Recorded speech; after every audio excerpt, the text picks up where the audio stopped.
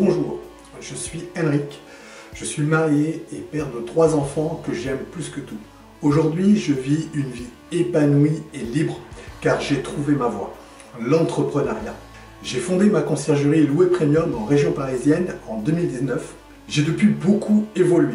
J'ai développé mon parc de biens en gestion, j'ai revendu une partie de mon business pour mieux le relancer, j'ai survécu à la Covid-19.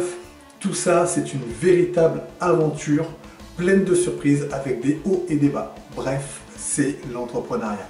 Mais j'ai dû patienter et me forger avant d'atteindre ça. J'occupais avant un poste de cadre dans une grande entreprise du CAC 40 où j'étais bien payé. Beaucoup me disaient que j'avais de la chance. Je peux comprendre leurs sentiments car ils ne voyaient que la partie visible de l'iceberg. Le salaire, la soi-disant sécurité de l'emploi, mais ils ne voyaient pas le côté négatif et l'impact sur ma vie personnelle. Beaucoup d'heures de travail, peu de temps pour voir mes enfants grandir, peu de temps à donner à mes passions, peu de temps à passer pour mes proches et ma famille, des relations qui se sont dégradées. Et comme beaucoup de personnes qui sont soi-disant chanceuses, eh bien nous faisions très attention financièrement, notamment afin de partir en vacances l'été. Un jour, alors que nous étions en vacances, et donc les seules vacances qu'on peut avoir dans une année parmi les 5 semaines de congés payés, mon fils de 4 ans m'a fait une remarque qui va me marquer à vie. Il me dit « Nous, on ne va pas dans les jeux parce qu'on n'a pas d'argent. » Et cette phrase va beaucoup m'affecter. C'est là que je me suis rendu compte que je n'avais pas de moyen d'augmenter mon salaire rapidement. Je pouvais espérer avoir une augmentation, mais cela reste marginal et finalement peu efficace. Alors j'ai commencé à réfléchir. Comment modifier mes revenus selon mes envies? Comment passer du temps avec ma famille? Étaient parmi les questions que je me posais régulièrement. Il était clair que ma situation actuelle ne me permettait pas de répondre à cette question. Peut-être la possibilité de prendre un deuxième job afin d'augmenter mes revenus, mais cela restait compliqué car j'avais déjà très peu de temps à consacrer. Une seule solution se présentait à moi, l'entrepreneuriat.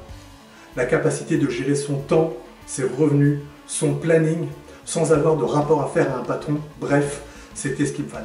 Mais il me fallait quelque chose de rentable, rapidement. Pas question d'investir des dizaines de milliers d'euros dans une entreprise et d'attendre 3 ans avant de me payer. Après de longues recherches, je suis tombé sur le business de la conciergerie Airbnb. Un secteur porteur déjà à ce moment-là, avec un besoin grandissant sur toute la France. Sans trop réfléchir, je décide de me lancer dans la création de ce business de conciergerie Airbnb. Et le besoin est tellement fort, tellement intense, que je décide même de quitter mon job afin de me consacrer à 100% à cette entreprise.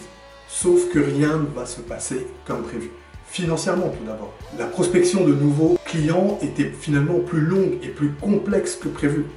Et en attendant, je devais pourtant continuer à payer les charges de l'entreprise. Les charges comptables, les charges sociales, les charges fiscales. Ensuite, le réseau. Je ne me suis pas entouré des bonnes personnes afin d'atteindre mon objectif.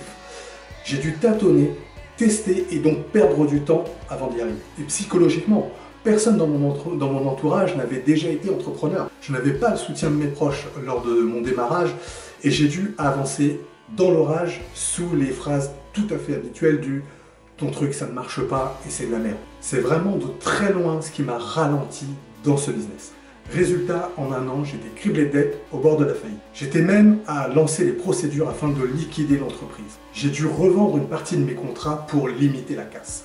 Et pourtant, le fait d'avoir lancé ces procédures a agi comme un électrochoc pour mes proches et pour moi-même. En fait, je venais de me rendre compte que j'allais signer mon arrêt de mort, c'est-à-dire retourner dans le salariat. Alors j'ai repris les choses en main et je n'allais pas reproduire les mêmes erreurs. Mais même mieux, j'allais m'en servir comme une arme.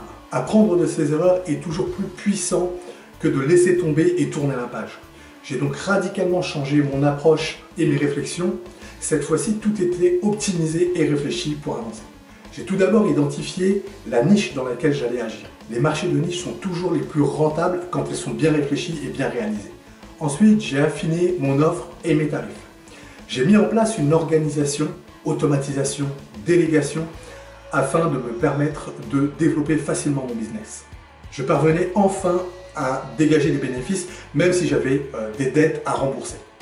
Depuis, les propriétaires me contactent directement afin de me confier leurs biens et c'est vraiment l'idéal. Aujourd'hui, je suis plus motivé que jamais pour avancer. Donc aujourd'hui, je vais te partager finalement les 3 vraies raisons pour lesquelles tu dois entreprendre. Tout d'abord, vouloir être libre et indépendant. Entreprendre, c'est avoir la possibilité de choisir à tout instant. De choisir sur des solutions techniques, de choisir sur une organisation, sur les systèmes à mettre en place, entre les différentes stratégies, entre le travail et le repos. Tu vas bousculer tes habitudes et celles de tes proches en fonctionnant ainsi. La deuxième raison, c'est d'avoir envie d'être fier et heureux dans sa famille.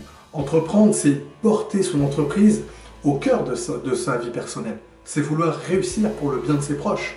C'est pour être heureux de les voir heureux. Enfin, la troisième raison, c'est rechercher une vie riche et trépidante. Entreprendre, c'est vivre une aventure qui va t'emmener sur la voie de l'apprentissage permanent, de la résolution de problèmes, de l'imprévu. Le propre de l'entrepreneur est de savoir se préparer, d'anticiper, mais aussi d'être capable de réagir dans l'urgence, de s'adapter en permanence. Alors, ce que tu dois faire maintenant, c'est me dire en commentaire si toi aussi, tes proches ne comprennent pas ton projet. Ou alors si toi aussi tu ne sais pas par où commencer. Je serais ravi de savoir l'expérience que tu as à nous partager à tous. Alors vas-y, fais ça maintenant.